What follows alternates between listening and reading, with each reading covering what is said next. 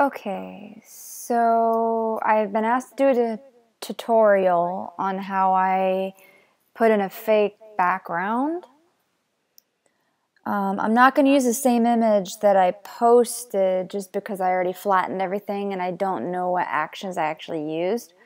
So I'm going to be adding a new image, but with the same concept. Hopefully it works, but pretty sure it will. So the first thing that you're going to want to do is cut out your subject. Now don't be afraid to zoom in to get in there, especially with mine because she's got these fishnet stockings on, so it leaves these little holes. I went ahead and already cut her out. There's different methods you could use, but I want to make this video as quick as possible, so let's see. So she's already selected, and as you can see, I selected just her, not the shadows underneath. So I'm going to do Command J to pop her out. See, so it's just her.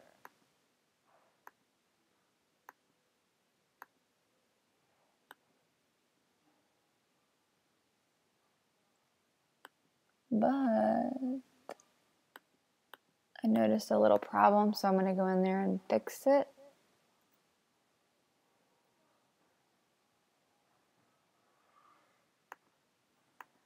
As you can see, when she was selected, this part here didn't get selected. So I'm just going to select it real quick.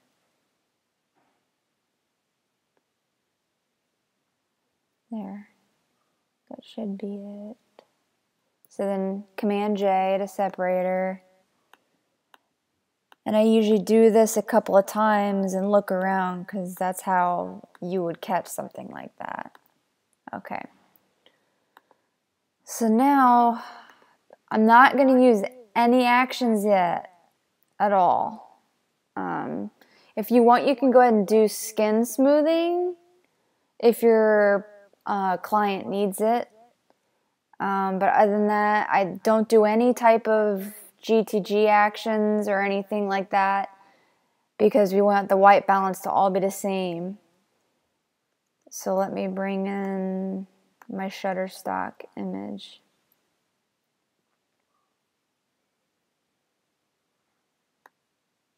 Okay, so I'm going to extend it. I'm going to put it on multiply for now so I can see where it's at because she's at an angle, the wall's at an angle. I kind of want to match it. So see, I'm putting the trim with the trim. See?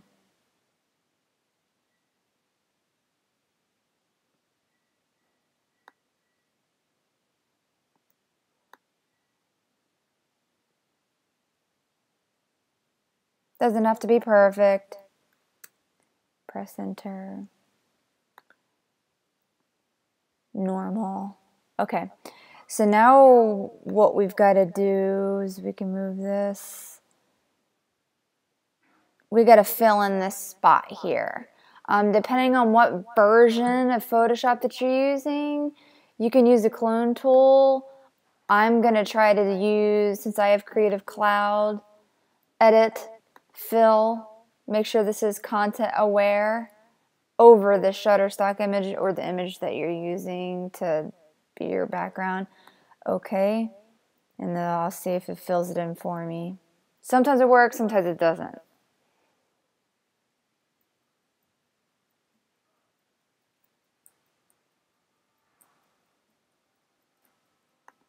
That's pretty good for me. Okay, so I'm going to bring it down like this. And let's see. What I would start to do is I would create a mask. And I'm going to start to slowly and very lightly bringing in the carpet and her shadows here.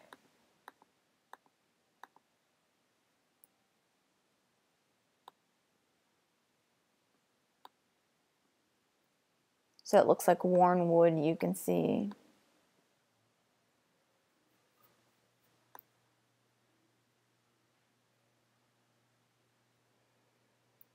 Now you can see that I'm kind of doing the wall here because it was really light.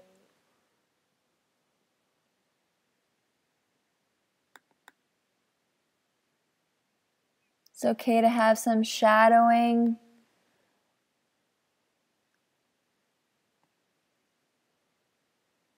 So just a little bit there. You got to use your eye to see where the light's coming from. Not everything's going to be flat. So ignore the noise in the background.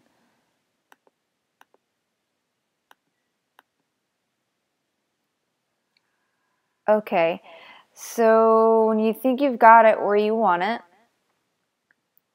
then that's when you're actually going to flatten everything.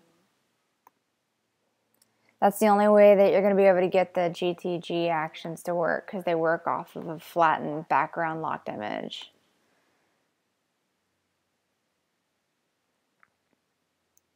Let's see. I have a tendency to like the dramatic color base. I use it a lot on my images. Plus, I want all my images to have continuity. So let's see what happens when I hit it.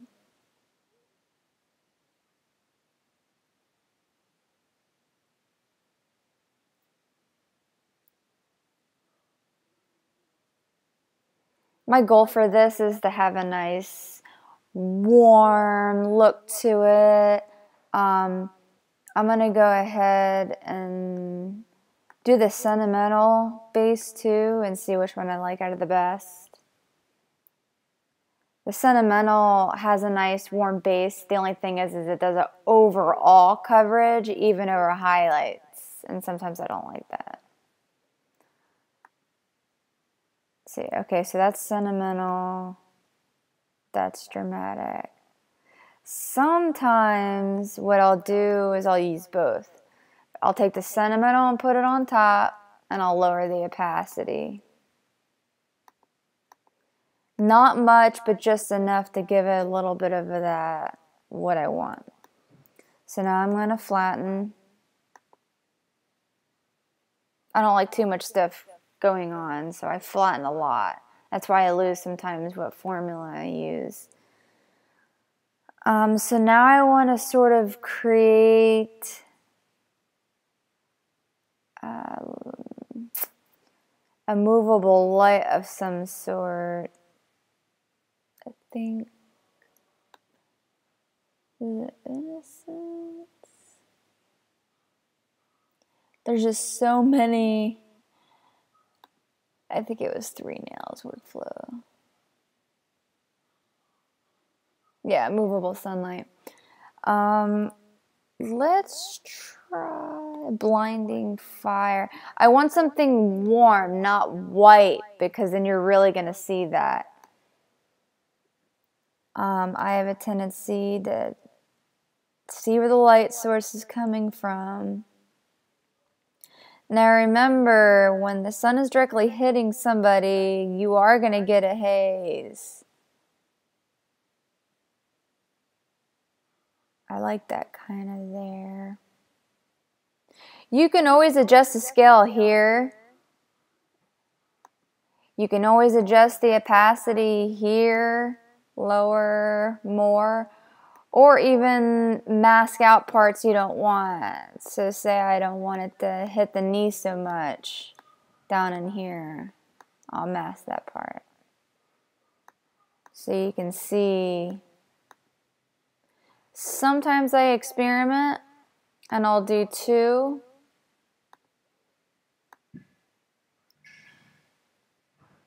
Bring it over, say here on the edge a little bit, but I'm going to pull it a little further in this area and not so much in here, just because you can see that there's light in this area.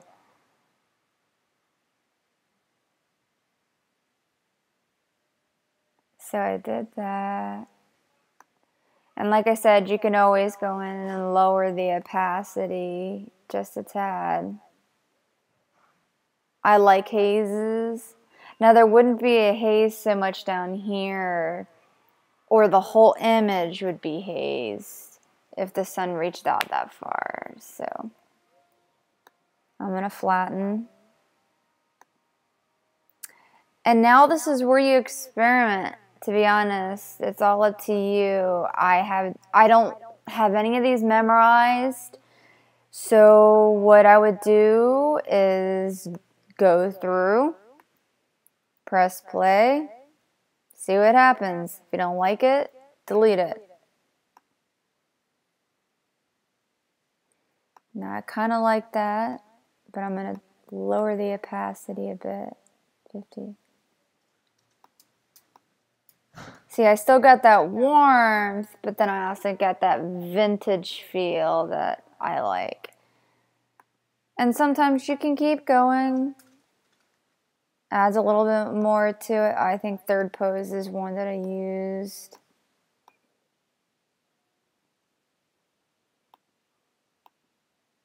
I'm going to lower the opacity. See if that... Sometimes it's pointless once you lower the opacity. I don't like how it's blowing out some of my highlights, so I'm not going to do that. So let's try another one. Really warm. Can lower the opacity just to pop it up a bit.